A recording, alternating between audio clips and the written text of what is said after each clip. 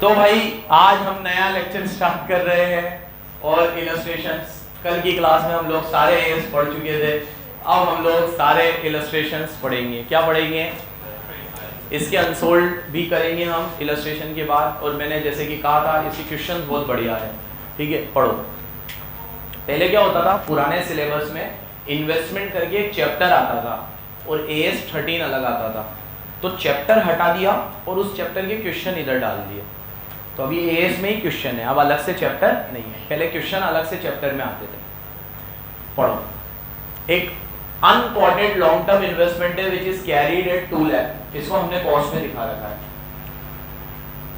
The publish account of unlisted company received in May showed that company was incurring cash losses. अब जिस unlisted company में हमने shares लगा रखे थे उस कंपनी को कैश लॉसेस हो रहे हैं बहुत ज्यादा, और उसकी मार्केट वैल्यू भी डिक्लाइन हो रही है।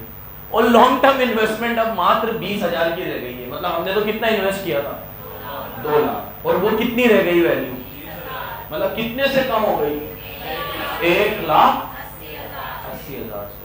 बहुत ज्यादा रिडक्शन आ गया है। नाउ विद दिस आपको बताना है कि अब क्या करना है हमें। How will you deal? भैया परमानेंट लग रहा है मुझे तो। क्या लग रहा है? क्योंकि मैंने आपको परमानेंट के इंडिकेटर पढ़ाए थे, उसमें से एक ये भी था कि अगर सामने वाले को कैश लॉसेस हो रहे हो, क्या हो रहे हो, तो वो एक परमानेंट इंडिकेटर है। तो आपको 1,80 से इन्वेस्टमेंट की वैल्यू को कम करना चाहिए और ये 1,80 P&L में दिखाना चाहिए। कहाँ दिखाना चाहिए? As the stated question that financial statement for are still under preparation, answer has been given on the assumption that financial statement yet to be complete। हो रहा है कि फाइनेंशियल स्टेटमेंट अभी बनाया नहीं है, तो हम ये आंसर दे रहे हैं कि अभी वो बनने वाले हैं, उस हिसाब से हम आंसर दे रहे हैं। ये लाइन ना भी लिखते तो चलता, हमें तो AS 13 का बताना है। क्या है? Investment are classified as long term and it should be carried at cost. पहले मेन बात बताना, हमेशा इन्वेस्टमेंट को किस पे दिखानी होती है। However, if there is provision for diminution in the value, अगर कोई भी वैल्यू में गिरावट आ रही है तो it should be recognized a decline other than temporary। अगर वो टेम्पररी नहीं है, परमानेंट नेचर का है, तो value of investment should be reduce.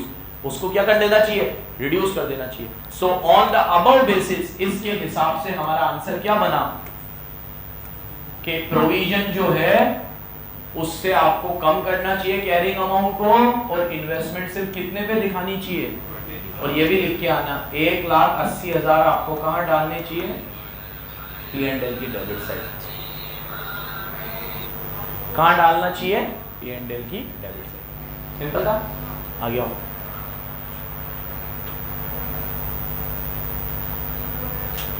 Illustration number 2। X limited made an investment of 600 lakh in equity share of Y limited. हम लोगों ने X लिमिटेड ने Y लिमिटेड की इक्विटी शेयर में इन्वेस्ट किया है। कितने रुपए इन्वेस्ट किए हैं? 600 लाख, ठीक है।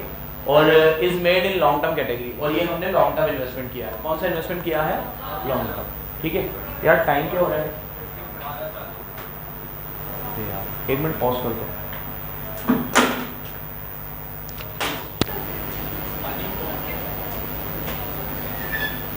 Illustration number 2। X लिमिटेड ने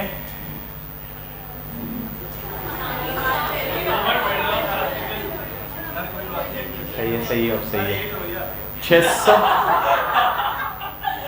ठीक है बेटा, ले ले तू भी मजे ले। अभी हम पिकनिक में जब चले ना तो एक बार रेस करेंगे हम। या एक काम करना, 1 ओवर तू मुझे फेंकना, 1 ओवर मैं तुझे फेंकूंगा। हाँ, वहां से धक्का दे दो तुझे। X लिमिटेड ने 1 जनवरी को इन्वेस्टमेंट किया है 600 लाख का इक्विटी शेयर्स में। किस में इन्वेस्ट किया है? जिसमें से 50% लॉन्ग टर्म कैटेगरी है और बाकी का टेम्पररी है, मतलब शॉर्ट टर्म हो गया। तो 300 कर ले इसको। अब रियलाइजेबल वैल्यू इसकी 200 लाख ही है, because they have lost a case of copyright. Company कोई कॉपीराइट का केस हार गई होगी तो हमारी मार्केट वैल्यू कम हो गई। क्या हो गई? कम हो गई। आपको मार्केट कंडीशन से ऐसा लग रहा है कि रिडक्शन इज नॉट टेम्पररी। ये तो हमारा काम इतना आसान कर दिया इसने, मतलब रिडक्शन क्या नहीं है, तो फिर क्या है? परमानेंट है। क्या है?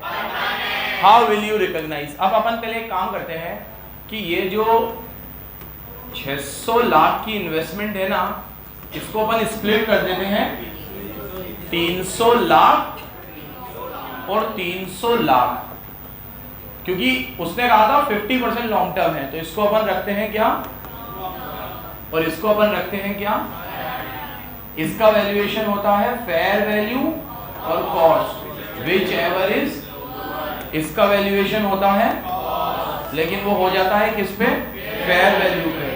अगर डिक्लाइन क्या हो, तो सबको याद होगी बच्चों की बात, डिक्लाइन क्या हो, लेकिन अपन को एक चीज और करनी पड़ेगी। कॉस्ट को तो मैंने स्प्लिट कर दिया, मैं रियलाइजेबल वैल्यू को भी स्प्लिट कर देता हूँ। रियलाइजेबल वैल्यू क्यों मेरे को दे रखी है, 200 लाख और दोनों की दे रखी है, टोटल की है ना वो, तो 200 को भी 50-50 कर दो, तो इसकी फेयर वैल्यू हो गई 100 और इसकी भी फेयर वैल्यू हो गई। अब इसको लिखना कैसे ये सुन लो, इसकी कॉस्ट है 300 और फेयर वैल्यू है 100, तो इसमें तो हमेशा ही ये लगता है कॉस्ट और फेयर वैल्यू व्हिचएवर इज, तो इसका कैरिंग अमाउंट क्या होगा 100 हमेशा ही। इसमें ये मत लिखना टेम्परेरी था, कुछ भी हो तुम्हारी एसेट्स करंट इन्वेस्टमेंट तो हमेशा ही किस पे दिखाते हैं, कॉस्ट और fair value whichever is low, तो इसको तो हमेशा ही हम कितने पे दिखाएंगे 100 पे। अब इधर आपकी फेयर वैल्यू कितनी है 100 और इधर आपकी कॉस्ट कितनी है, तो इधर भी व्हिचएवर इज लोअर लेंगे, क्यों, इसको भी अपन किस पे दिखाएंगे, फेयर वैल्यू पे, क्योंकि डिक्लाइन जो है वो परमानेंट नेचर का है। कौन सा है, यही लिखा हुआ होगा, पढ़ लो एक बार।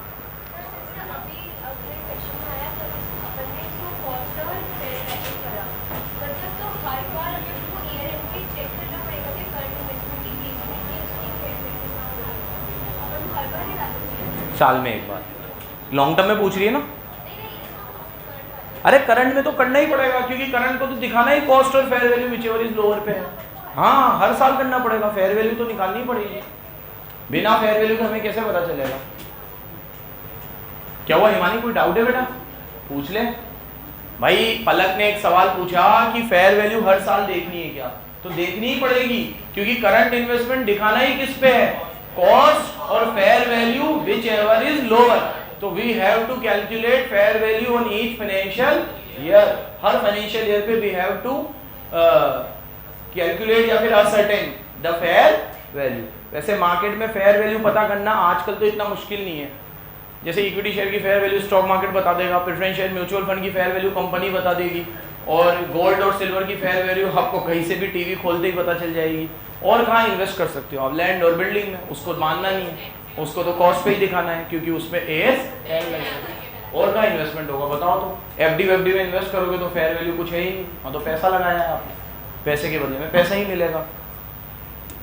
पढ़ लिया भाई तुमने, नहीं भी पढ़ा हो तो पढ़ लेना भाई, इसको क्या रीड करूँ, यही लिखा हुआ होगा, ठीक है, एक बार मोटा मोटा रीड कर लेता हूँ। In the given case realisable value इसकी 200 है, तो 100 लाख करंट की हो गई, मैंने बोला था, और 100 किसकी हो गई, लॉन्ग टर्म की।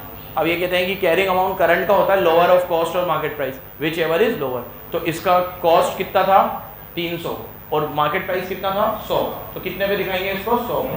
अब 300 की चीज़ अगर आप 100 पे दिखाओगे तो 200 का लॉस है, तो 200 का लॉस कहाँ जाएगा, मैंने पहले ही बोल दिया था, ये हर बार लिखोगे, आपकी लॉस कहाँ जाएगा। पिछले में भी मैंने 180 P&L में डाला था ना, ये आप लिख के आना, ये भूल भी जाए तो लॉस कहाँ डालोगे, P&L। एक नंबर इसका भी होता है, जो स्टेप मार्किंग होती है उसमें एक नंबर ये लिखने का होता है। और इसके बाद ये करंट वाली लॉन्ग टर्म वाली है, लॉन्ग टर्म वाली को भी कितने पे दिखाना है 100 पे, और इसमें भी डाउनफॉल जो है 200 का वो कहाँ जाएगा, बिल्कुल सिंपल है, बिल्कुल सिंपल, ठीक है। मुझे लगा मैं गया था तो ये तो तुमने ही पढ़ लिया होगा, पढ़ लिया था तो बोला क्यों नहीं, मरो जबरदस्ती टाइम वेस्ट करवाते हो।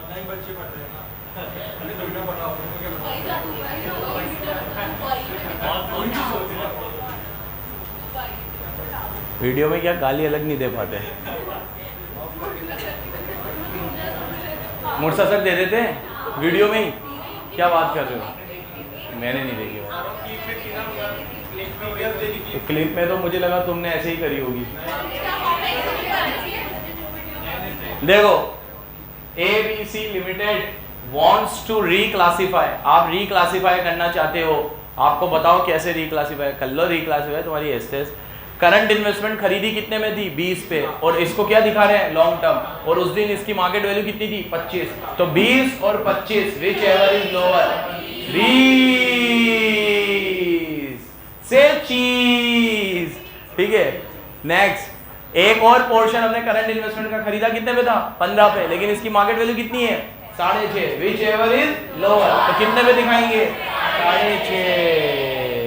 एक हमने कुछ और लॉन्ग टर्म इन्वेस्टमेंट खरीदी थी, इसको अब हम करंट बताना चाहते हैं, पहले करंट को लॉन्ग टर्म करना चाहते थे, अब लॉन्ग टर्म को क्या करना चाहते हैं करंट। इसकी ओरिजिनल कॉस्ट कितनी है 18, लेकिन इसकी फेयर वैल्यू कितनी है 12, कितने पे दिखाएंगे 12। देखिएगा यहाँ पे आ गया 20, यहाँ पे आ गया 6.5, और यहाँ पे 18 और 12 में आ गया, एकदम सिंपल है। और ये जरूर लिख के आना कि जो लॉस आएगा ठीक है। अब इसमें ना एक छोटा सा कॉमन सेंस वाली चीज का ध्यान रखना, ओए तो इधर देख, कॉस्ट 12 है और मार्केट वैल्यू 18 है, तो विच एवर इज लोअर आप कॉस्ट पे दिखाओगे, तो इसमें ये मत लिखना 6 लाख P&L में डालेंगे, क्योंकि वो कॉस्ट तो 12 ही थी ना, और अभी भी 12 पे दिखा रहे हो, तो 12 की चीज को 12 पे दिखाना लॉस का हुआ। लेकिन अगर कॉस्ट 12 है और फेयर वैल्यू 9 है, तो अब जब 12 की चीज को 9 पे दिखाओगे तो 3 लाख का लॉस आएगा। तो जब आप फेयर वैल्यू पे आते हो तो लॉस आता है, कॉस्ट पे ही रहते हो तो लॉस। आप हमेशा लिख दो दोनों का डिफरेंस P&L में जाएगा, ये थोड़ा कॉमन सेंस है ना। कॉस्ट की चीज को फेयर वैल्यू पे दिखाओगे तो लॉस आएगा, कॉस्ट की चीज को कॉस्ट पे ही दिखाओगे तो कोई लॉस, क्योंकि वो पहले भी तो कॉस्ट पे ही दिख रही थी। Next, illustration number 4, messrs innovative garments एक मैन्युफैक्चरिंग कंपनी है जिसने इन्वेस्ट किया है किसी और कंपनी के शेयर्स में, और ये किया है 1 अक्टूबर को। कब किया है 1 अक्टूबर, कितने में 2.5 लाख रुपए, और 1 अक्टूबर 13 में किया है इन्वेस्टमेंट। कब किया है 1 अक्टूबर 13, बराबर सुनना। और कितने रुपए इन्वेस्ट किए हैं 2.5 लाख, और इन्होंने गोल्ड में भी 4 लाख रुपए किए हैं और सिल्वर में भी 2 लाख किए, और ये इन्होंने 1 मार्च 11 में किए हैं। कब किए हैं ये 1 मार्च 11 में किए, ये 1 मार्च 13 में किए। अब ये 13 है, 23 है, बीच में एक्स लगा देता पागल का बच्चा, ठीक है, तो 13 होगा 23 होगा जो भी होगा, ये 2011 है और ये 2013 है। अब इन्होंने 31 मार्च 2014 इनका ईयर खत्म हुआ, उस दिन इनकी मार्केट वैल्यू ये है, market value. Show how the above investment will be shown, आप इसको कैसे दिखाओगे 31 मार्च 14 को। थोड़ा दिमाग के घोड़े दौड़ाना, जो चीज हमने 2011 में खरीदी थी, क्या हमारा 2011 में खरीदी है, और आज चल रहा है 2000, कितने साल हो चुके हैं 12, 13, 14, क्या 3 साल 1 साल से ज्यादा होता है, 12 महीने से ज्यादा होता है। तो लॉन्ग टर्म इन्वेस्टमेंट उसे कहते हैं जो हम 12 महीने से ज्यादा होल्ड करें। क्या हम इसे कर रहे हैं 12 महीने से ज्यादा होल्ड?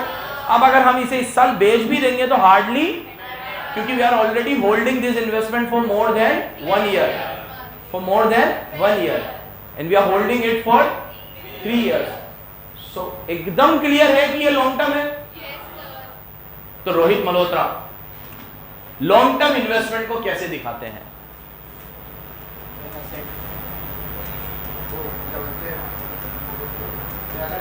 कल ही बर्थडे गया है, आज मौत हो जाएगी, ठीक है।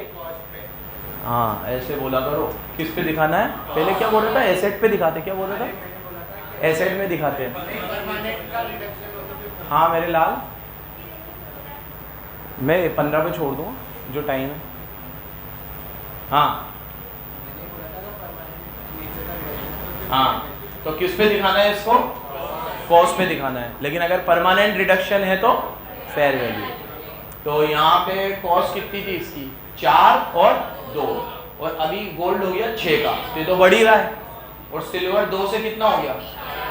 तो बढ़ने की तो कोई बात ही नहीं करता, कम होने की फिर भी करते हैं कि कम होने का परमानेंट हो, तो बढ़ने में तो कुछ दिखाना ही नहीं है, बढ़ने में तो कॉस्ट पे ही दिखाना है। तो गोल्ड और सिल्वर को तो मैं कॉस्ट पे दिखाऊंगा। तो यहाँ लिख दो carrying amount as on 31 March 2014, gold का कैरिंग अमाउंट तो वही रहेगा 4 लाख, और सिल्वर का भी वही रहेगा 2 लाख, क्योंकि ये कौन सी इन्वेस्टमेंट है? लॉन्ग टर्म, जिसको हमेशा किस पे दिखाया जाता है? रिडक्शन हो तो देखना है, इंक्रीमेंट नहीं देखना। चारों कोई डाउट है? इंक्रीमेंट तो देखना ही नहीं है ना। इंक्रीमेंट अगर आप रिकॉग्नाइज करने लग गए तो प्रूडेंस की धज्जियां उड़ जाएगी। किसकी धज्जियां उड़ जाएगी? इंक्रीमेंट तो देखना ही नहीं है, लॉस देखना है। इंक्रीमेंट तो future losses should be recognise in P&L, but future income should not be recognise. Income को रिकॉग्नाइज नहीं करना। अब शेयर्स की बात कर लेते हैं। शेयर्स तो हमने अक्टूबर 13 में खरीदे हैं और आज चल रहा है मार्च 14, तो 6 महीने ही हुए हैं। अब अगर हम ये माने कि इसको हम 12 महीने से ज्यादा होल्ड करेंगे तो ये भी लॉन्ग टर्म है, और अगर हम ये माने कि इसे हम 12 महीने के अंदर अंदर बेच देंगे तो शॉर्ट टर्म है। तो आप डिप्लोमेटिक आंसर लिखोगे, इसने कुछ भी लिखा हो मुझे नहीं पता, आप तो दोनों बातें लिख के आओगे, क्योंकि इस पूरे क्वेश्चन में देखकर ये पता ही नहीं चल रहा है ये लॉन्ग हमेशा के लिए खरीदे हैं कि 1 महीने में, अरे 1 साल में बेचेंगे। समझ गए? आप दोनों बात लिखोगे। गोल्ड और सिल्वर में बात नहीं ना, गोल्ड और सिल्वर को तो सिर्फ कॉस्ट पे दिखाएंगे, लेकिन शेयर्स के लिए आप दोनों बातें लिख के आना। क्या लिखोगे? बोलो मेरे साथ। If it is to be assume that company will sold these shares within 12 months, will sell these shares within 12 months, then it will be regarded as current investment and shown at cost or fair value, whichever is lower. However, if these investments are purchased for capital appreciation and these are to be hold for more than 12 months, then these investment will be shown at cost, and any reduction in cost which is of temporary nature should be ignored. But if reduction is of permanent nature, then carrying amount will be reduced by that amount, and the difference between fair value and cost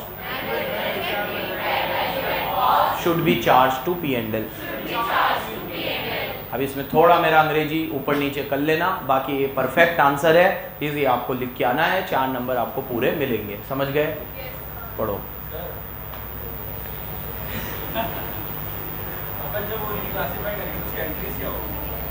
मतलब normal entry जैसे बढ़ा रहे हैं, अगर अपन पहले 100 पे लिखा रखी थी, अब 100, वही कह रहा हूँ, अगर पहले जैसे किताब में वो 100 पे शो हो रही थी और आज क्राइटेरिया के हिसाब से 120 पे शो होनी चाहिए, तो 20 से बढ़ानी पड़ेगी, तो investment account debit to P&L, और कम करनी पड़ेगी तो P&L टू इन्वेस्टमेंट। अरे यार भाई, जब वो शॉर्ट टर्म थी या लॉन्ग टर्म थी, किताब में तो थी ना पहले, तो वो जिस भी वैल्यू पे थी उसको इधर रख दे। अब तू उसे रिक्लासिफाई कर रहा है, तो रिक्लासिफाई करके तू उसे किसी वैल्यू पे ही तो दिखा रहा है, विच एवर इज लोअर करके किसी वैल्यू पे ही दिखा रहा है ना। तो मैं कह रहा हूं अगर ये 100 पे थी और आज तू उसे 120 पे ला रहा है, तो 20 से इन्वेस्टमेंट बढ़ा दे, और पहले वो 100 पे थी और आज तू उसे रिक्लासिफाई करके 80 पे ला रहा है, तो 20 से कम कर दे। बढ़ाने के लिए इन्वेस्टमेंट को डेबिट कर दे, नीचे P&L, कम करने के लिए इन्वेस्टमेंट को क्रेडिट कर दे, ऊपर P&L। खत्म। इसको पढ़ूं मैं? इसको तो तुम पढ़ लो यार, पढ़ो जल्दी पढ़ो। क्या है? टेस्ट भी है? All the best. फिफ्थ, ये है क्वेश्चन। अभी तक आ रही थी सिर्फ थ्योरी, अब आएगा। अभी तक चल रहा था कॉस्ट पे लिखा है, फेयर वैल्यू भी लिखा है, कॉस्ट पे लिखा है, फेयर वैल्यू भी लिखा है, यही नाटक चल रहा था। अब प्रैक्टिकल क्वेश्चन आएंगे, एक ही कराऊंगा बस आज, बाकी सारे कल कराऊंगा, ठीक है?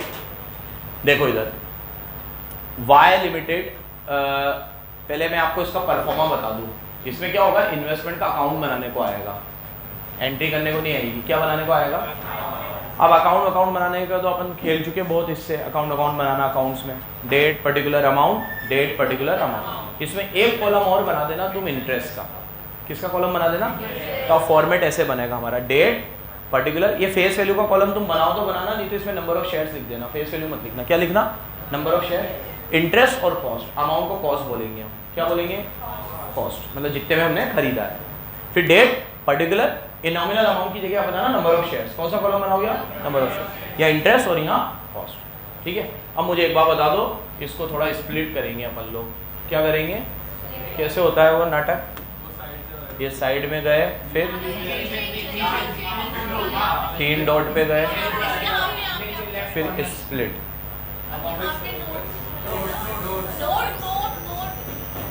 ये ठीक है, और इसमें क्लियर हो।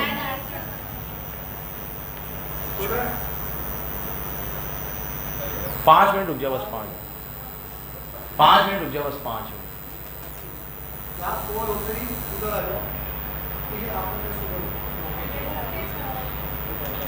चलो अब देखो, इसको इधर उधर करना हो ऐसे होगा ना। अब देखो इन्वेस्टमेंट का अकाउंट बनाऊंगा मैं, किसका बनाऊं अकाउंट बनाऊंगा, बोर्ड पे देखो, क्रेडिट और डेबिट, बहुत कम जगह है। Date, particular number of share, interest, cost. Date, particular number of share, interest, cost. ठीक है, date, particular number of shares, interest और cost. Date, number of shares, interest और। अब 2 मिनट सुनते जाना। इसमें क्या है कि एंट्रियों में कोई इतनी दिक्कत नहीं आती। आप इन्वेस्टमेंट खरीदोगे बेचोगे, खरीदोगे बेचोगे, खरीदोगे तो इन्वेस्टमेंट टू बैंक, खरीदोगे तो इन्वेस्टमेंट टू बैंक और बेचोगे तो बैंक टू इन्वेस्टमेंट। लेकिन बेचने पे फायदा होगा या नुकसान होगा? फायदा होगा तो P&L क्रेडिट होगा और नुकसान होगा तो P&L डेबिट होगा। इतना सा याद रखना है। अब उसको एंट्री में सजाना है बस। अब इसमें जो कम इंटरेस्ट और एक्स इंटरेस्ट वाली बात कल बताई थी, उसका खास ध्यान रखना। तो एक रूल मेरी तरफ से फॉलो करना ये सारे क्वेश्चनों में। अभी तो बहुत क्वेश्चन करेंगे इसके, तो एकदम अच्छी प्रैक्टिस हो जाएगी। ये रूल आप याद रखना। क्या रूल? आप जब भी कोई इन्वेस्टमेंट खरीदो तो उसमें जो इंटरेस्ट है वो अलग कर लेना।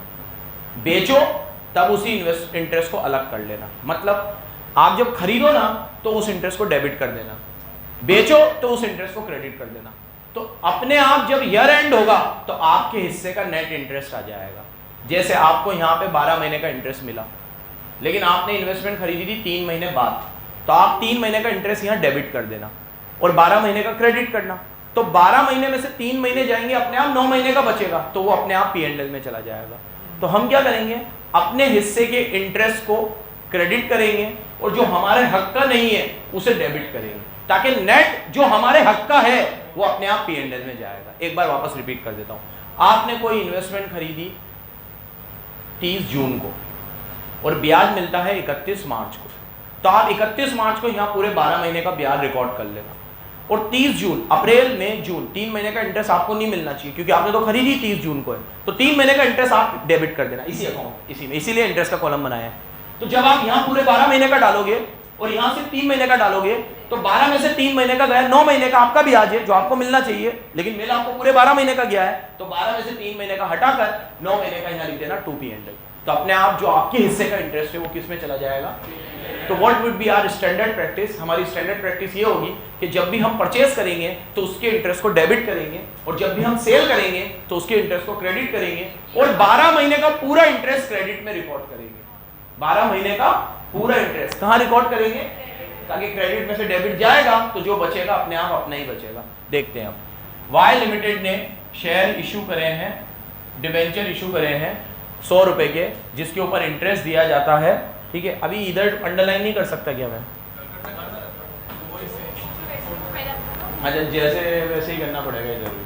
तो अब वाई लिमिटेड ने डिबेंचर इशू करे हैं। ठीक है, अब रुक जाए, जूम मत कर ज्यादा। ठीक है, 30 सितंबर और मार्च में ब्याज मिलेगा, साल में 2 बार ब्याज मिलेगा। अब 1 दिसंबर को बुल एंड बियर ने परचेज किए हैं इसके शेयर्स, वाई के। बुल एंड बियर ये कोई कंपनी होगी या कोई इंडिविजुअल होगा, मैसर्स लिखा हुआ है तो इंडिविजुअल होगा। इसने परचेज किए 10,000 डिवेंचर्स। कितने में खरीदे हैं? 101 रुपए, और वो एक्स इंटरेस्ट है। एक्स इंटरेस्ट कल बताया था, इसमें इंटरेस्ट शामिल, और कम इंटरेस्ट मतलब इसमें इंटरेस्ट शामिल, एक्स इंटरेस्ट पे खरीदे, और इसमें ब्रोकरेज भी पे करिए कितने की? 1%। और ये तो छोटा सा क्वेश्चन है। 1 मार्च को इसने सारे डिवेंचर्स 103 रुपए में बेच भी दिए। 101 में खरीदे, 103 में बेचे, वापस उसे ब्रोकरेज देनी पड़ी। अब थोड़ा बहुत भी अगर आप शेयर मार्केट में समझते हो तो खरीदते वक्त भी ब्रोकरेज देनी पड़ती है, तो वो ऐड होती है, और बेचते वक्त हमें ब्रोकरेज फिर देनी पड़ती है, तो वो सेल प्राइस में से लेस होती है। तो याद रखना, परचेज करते वक्त ऐड होगी और सेल करते वक्त क्योंकि जब हम परचेज करते हैं तो ब्रोकरेज जुड़ के आती है और सेल करते हैं तो ब्रोकरेज कट के आती है। हमें परचेज में भी पैसे देने पड़ते हैं और सेल में भी पैसे देने पड़ते हैं, ये रूल है। और रेट भी यही होती है 1%। कितनी होती है? 1%। नेक्स्ट, अब आपको एक इन्वेस्टमेंट अकाउंट बनाना है सिर्फ दिसंबर से कब तक का? मार्च तक। बिल्कुल सिंपल बनेगा, ये तो बहुत छोटा क्वेश्चन है। यहाँ देखो, पहले मैं इन्वेस्टमेंट खरीदूंगा, कब खरीदूंगा? 1 दिसंबर को, तो यहाँ लिख दूंगा 1 दिसंबर। और खरीदूंगा तो मैं एंट्री करूंगा investment account debit to bank. कितने डिवेंचर खरीदे हैं मैंने? 10,000। कितने में खरीदा है? तो एक वर्किंग नोट बना लो, 10,000 इंटू 101 कितने हुए? 10 लाख 10,000। इसमें ऐड कर दो ब्रोकरेज, कितनी है? ब्रोकरेज 1%, कितनी होगी? 10 लाख 10,000 का 1% 10,100, ये ब्रोकरेज होगी। तो टोटल कॉस्ट ऑफ इन्वेस्टमेंट कितनी होगी? 10,20,100। सही लगाइए ना, सही है, 10,20,100। तो यहाँ अमाउंट में लिख दो 10,20,100। थोड़ी मेरी जगह वगैरह देख लेना। अब इंटरेस्ट हमेशा फेस वैल्यू पे लगता है, तो 10,000 इंटू 100, फेस वैल्यू 100 है इसकी, ऊपर बोला था, और इंटरेस्ट की रेट क्वेश्चन में है 12%। अब मेरी बात सुनो प्लीज, अब गौर से सुनना। मैंने ये इन्वेस्टमेंट परचेज करी है दिसंबर में, कंपनी ब्याज देती है सितंबर में और मार्च में। तो जिसके पास सितंबर में शेयर होगा उसको तो ब्याज मिल गया होगा।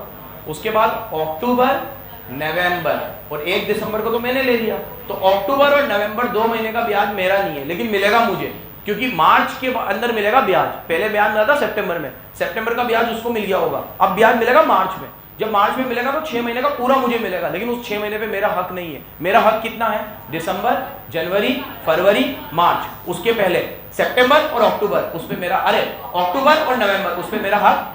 तो 2 महीने का ब्याज अलग कर लो, तो इंटू कर दो 2/12, तो 2 महीने का ब्याज आ जाएगा। 12 से 12 कटा, 2 0 से 2 0 कटी। अब 10,000 को 2 से कर लो, तो इंटरेस्ट कितना आ गया? 20,000। ये 20,000 हो गया। ये समझ में ना आया हो तो वापस समझा दूंगा। आ गया सबको? वापस समझा देता हूँ। ब्याज मिलता है 2 बार, सितंबर और मार्च में। जब सितंबर में ब्याज मिला था तो शेयर उसके ही पास था, तो उसे मिल गया होगा। सितंबर के बाद अक्टूबर, नवंबर, दिसंबर, जनवरी, फरवरी, मार्च, 6 महीने का ब्याज मुझे मिलेगा, लेकिन वो 6 महीने पे मेरा हक नहीं है, क्योंकि ये चीज मैंने कब खरीदी है? 1 दिसंबर को। तो मेरा हक कितना है? दिसंबर, जनवरी, फरवरी, मार्च। उसके पहले, दिसंबर के पहले नवंबर और अक्टूबर में मेरा हक नहीं। सितंबर का तो उसको मिल ही गया होगा, क्योंकि शेयर उसके ही पास था। तो 2 महीने का ब्याज मेरा नहीं है, जो मेरा नहीं हो मैंने हटा दिया। कितना है मेरा? 2 महीने का। कितना आया? कैलकुलेट करा तो हटा दिया, मतलब मैंने कहाँ लिख दिया?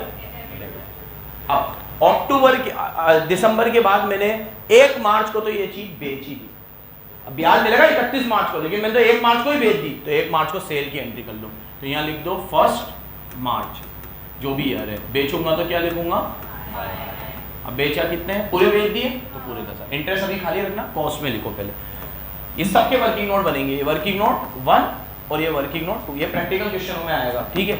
अब आपने कितने में बेचा है? 10,000 था, आपने बेचा है 103 में, तो 10,000 इंटू 103 करो, 10 लाख।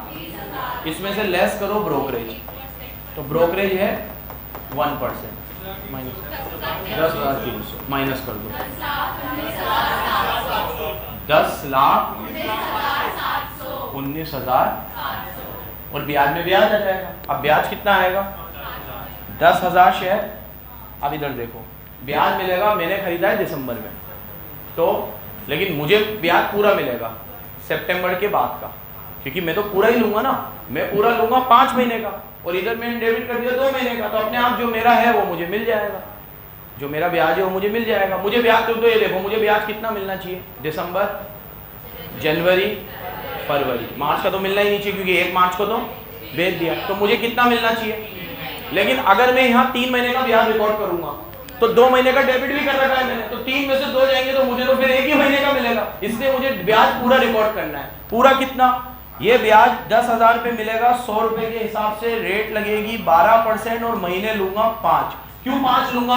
क्योंकि लास्ट ब्याज सितंबर में मिला था। अब मुझे कब मिलेगा? अक्टूबर, नवंबर, दिसंबर, जनवरी, फरवरी, 5 महीने का। मेरा हक 5 महीने का नहीं है, मेरा हक 3 महीने का है, तो मैं 5 महीने क्रेडिट करूंगा 2 महीने का डेबिट करूंगा, अपने आप 3 महीने का कहां चला जाएगा। यही चीज मैं क्वेश्चन की शुरुआत में आपको समझाना चाह रहा था, यही चीज समझाना चाह रहा था मैं आपको। 10,000 इंटू 100, 12 से 12 कट गया, 2 0 से 2 0 कट गया, ये आएगा कितना 50। क्रेडिट में कितना है 50, डेबिट में कितना है, तो 50 में से 30 20 जाएगा, 30 अपने आप कहां चला जाएगा, यहाँ लिख दो 2 P&L।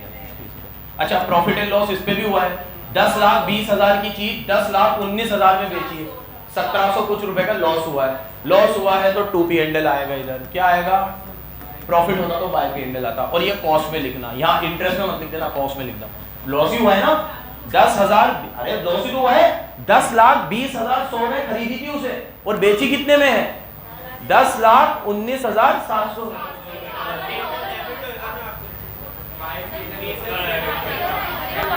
अरे हाँ सॉरी बाय P&L आएगा, बाय P&L।